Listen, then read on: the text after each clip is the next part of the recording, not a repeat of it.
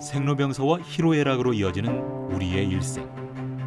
우리는 어떻게 태어나고 어떻게 자라며 언제 행복하고 우울하며 슬플까요? 놀랍게도 이 모든 것이 우리가 알지 못하는 사이 무언가에 의해 조종되고 있는데요. 수많은 생체 신호의 연결을 통해 우리 몸의 감각과 감정을 담아내고 생명에 관한 모든 현상을 관할하는 그것은 바로 호르몬입니다.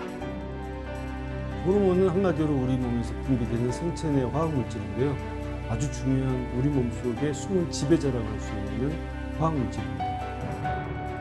푸른 하늘과 햇빛이 반가운 계절 가을은 낮과 밤의 길이가 달라지는 시기인데요. 이때 호르몬은 우리의 몸을 어떻게 조종할까요? 계절에 따라 심신을 지배하는 대표적인 호르몬은 무엇이고, 반대로 호르몬에 영향을 주는 존재는 무엇일까요? 가을, 우리 몸의 숨은 지배자 호르몬에 대해 알아보겠습니다.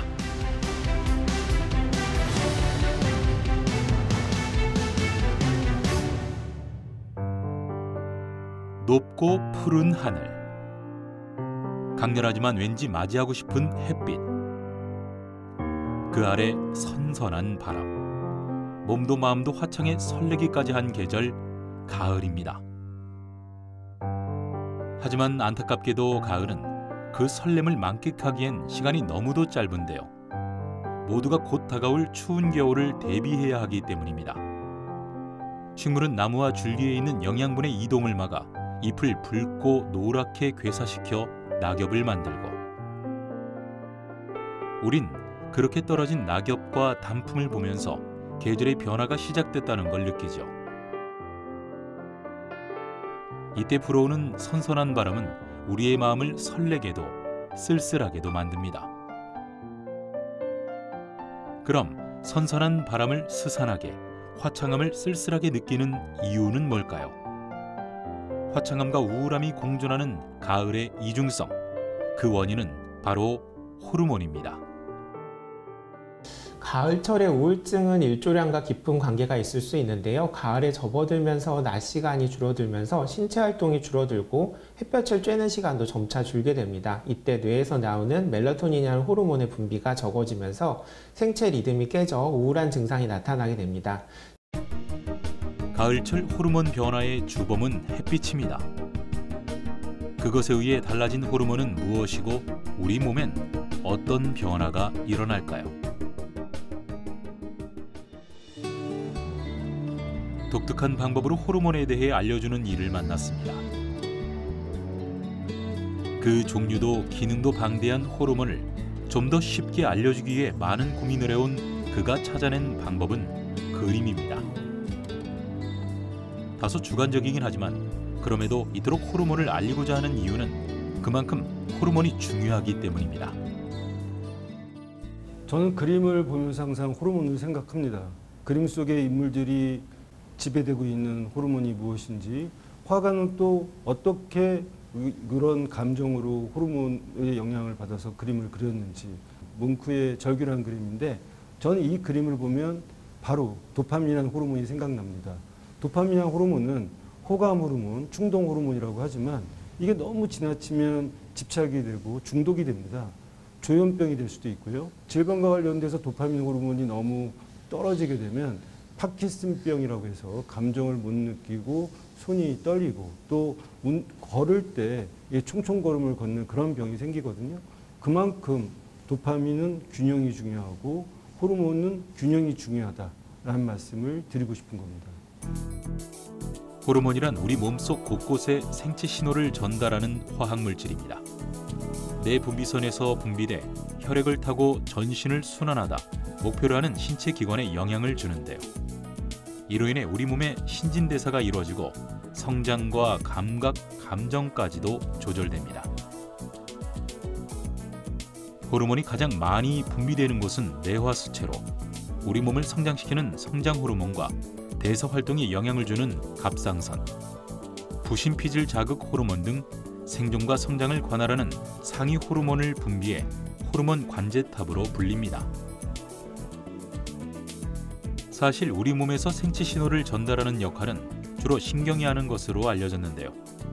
신경은 신경회로망을 형성해 정보를 전기 신호로 직접 전신에 전달하기 때문에 빠르고, 혈액으로 전달되는 호르몬은 상대적으로 느려 그 전달 방법과 역할이 다릅니다. 네, 호르몬은 한마디로 우리 몸에서 분비되는 생체 내 화학물질인데요. 우리의 어떤 대사 과정에서 신호를 전달하는 화학물질이라고 할 수 있고요. 실제적으로 이런 조그마한 미량의 화학물질이 우리의 어떤 그 생활에 운동, 음식과 관련돼서도 분비가 되겠지만, 이 분비되는 화학물질은 사실은 세포에서 어떤 신호를 보내서 세포의 기능을 갖다가 제대로 할 수 있게 하는 아주 중요한 우리 몸속의 숨은 지배자라고 할 수 있는 화학물질입니다. 그럼 사람의 성장부터 질병, 감정까지 조종하는 호르몬에 영향을 주는 것은 무엇이 있을까요? 햇빛은 호르몬에 많은 영향을 주는데요. 특히 가을엔 일조량이 줄면서 분비량에 이상이 생기는 호르몬이 많다고 합니다. 가을철 일조량의 변화에 영향을 많이 받는 몸속 또 다른 호르몬은 천연 수면 유도제 멜라토닌입니다. 의학적으로는 불면증 치료에 사용되는 약물로 알려져 있죠. 뇌 속 내분비선인 성과선은 피부를 통해 들어오는 빛을 감지할 수 있는데, 계절에 따라 달라지는 밤과 낮의 길이, 즉 일조 시간의 변화에 따라 광주기를 감지해 호르몬 분비량을 조절합니다. 이때 빛을 받아 만들어지는 호르몬이 바로 멜라토닌인 거죠. 때문에 일조량이 줄어드는 가을철엔 멜라토닌 분비량이 줄어 밤에도 잠을 자지 못하는 수면 장애가 발생하게 되는 겁니다. 우리가 잠을 자는 신호를 호르몬에 의해서 뇌가 감지가 돼요. 그래서 이 피니알 글랜드라는 뇌 안에 그 중추적인 호르몬을 분비하는 그런 구조물에서 이 멜라토닌이라는 잠자는 호르몬을 분비가 되면 우리가 이제 잠을 자게 되겠습니다. 그래서 멜라토닌을 좌지우지하는 것은 이 빛의 양과 시간대거든요. 그래서 아침에 일찍 2000룩스 이상의 빛에 노출되면은 뇌가 그때부터는 멜라토닌이 축적이 돼요. 그래서 쌓이는 거예요. 쌓이고 있다가 이제 밤에 어두워지면 확 분비가 됩니다.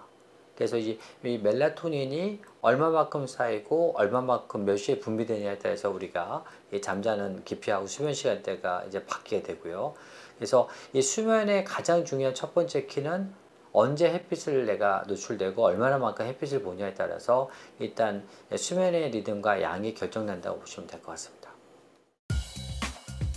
국민건강보험 자료에 따르면 겨울 전후 환절기인 10월과 3월에 수면장애 환자가 크게 늘었고, 여름엔 상대적으로 적었습니다. 수면장애는 단순히 잠을 자지 못하는 것만이 아닌 잠을 잤더라도 깨어있을 때 힘들거나 수면 리듬이 깨진 경우도 해당됩니다. 이처럼 가을은 수면 장애를 쉽게 일으킬 수 있는 겨울로 접어드는 단계이기 때문에 이 시기에 호르몬 균형을 위한 노력이 필요합니다. 가을볕에 그을리는 걸 두려워하기보단 야외에서 30분 이상 충분히 햇빛을 쬐어 멜라토닌을 몸속에 저장해 두는 게 좋은데요. 잠이 보약이란 말이 있듯 잠만 잘 자도 우리 몸의 약해진 기관은 회복되기 쉽습니다. 때문에 멜라토닌은 세로토닌과 함께 추운 계절을 건강하고 행복하게 날 수 있는 천연 치료제로 불립니다. 하루 평균 수면 시간을 8시간으로 계산하면 삶의 3분의 1을 잠으로 보내는 만큼 수면의 질은 중요합니다. 이런 수면 패턴을 분석하는 수면 다원 검사는 잠을 자는 자세부터 잠이 드는 시간, 코골이와 무호흡 등의 횟수와 멜라토닌 분비량까지 측정하는데요. 15시간의 긴 검사가 끝나면 비로소 수면 장애를 정확히 진단할 수 있습니다. 잠을 자는 것이 아닌 잘 자야 하는 이유는 그것이 일상에 가장 큰 영향을 주는 요소 중 하나이기 때문입니다. 대사질환인 혈압과 당뇨는 물론 신경질환인 하지 불안증, 나아가 심장병까지 삶을 위협하는 심각한 질병을 일으키기 때문인데요. 이를 증명하듯 최근 세계보건기구는 암을 유발하는 요소에 야근을 포함했습니다. 수면 호르몬인 멜라토닌이 줄면 체내 활성산소가 증가해 암이 발생하는데, 멜라토닌 분비가 일어나는 저녁 7시부터 아침 7시 사이 잠을 자지 않고 밝은 불빛에서 일을 하면 그만큼 멜라토닌 분비가 줄어 암에 걸릴 확률이 높아진다는 겁니다. 특히 멜라토닌이 밤에 나올 때 여성 호르몬 관련돼 있는 여러 가지 질환, 특히 유방 같은 경우는 빈도가 확 차이가 나요. 그래서 이 밤에 잘 때 멜라토닌 분비가 되고, 멜라토닌 분비되어 깊게 잘 때 밤 12시부터 5시에 가장 깜깜할 때 깊이 잘 때 면역 호르몬부터 시작해서 여러 가지 방어 인자 호르몬들이 많이 나오는 걸로 되어 있거든요. 근데 그 시간에 일을 하고 그 다음에 낮에 자면은 낮에는 낮잠입니다. 호르몬 밸런스가 깨지는 잠이에요. 그게 오랫동안 노출되니까 내 스스로의 면역도 떨어지고 방어 인자 호르몬이 떨어지기 때문에요. 그만큼 그게 축적이 되면은 질환의 노출이 심하다고 이해하시면 될 것 같습니다. 이처럼 남녀 성별을 가리지 않고 생식 활동과 생체 리듬을 조종하는 멜라토닌은 계절과 시간 등에 따라 그 분비량이 아주 조금만 변해도 각종 질환에 노출되기 쉬운데요.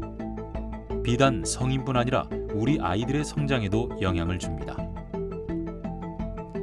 멜라토닌 분비가 급상승하는 시간은 밤 11시에서 새벽 1시 사이, 그 후 2시간 뒤인 새벽 3시에 가장 많이 분비됩니다.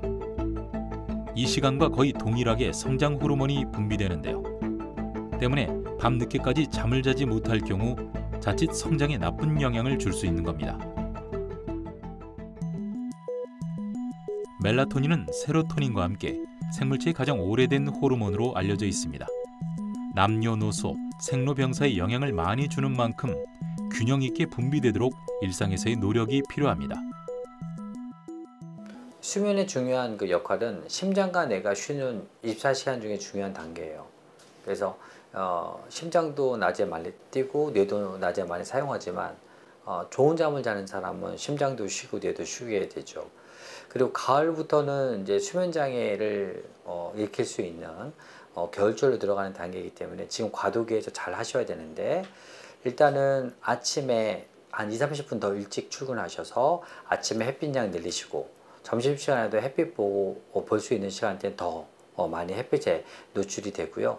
그래서 밤에는 가장 깜깜할 때 자야 호르몬 밸런스가 잘 맞고, 낮에는 그 호르몬을 잘 활용하는 것이 건강을 지키는 지름길이라고 말씀드리고 싶습니다.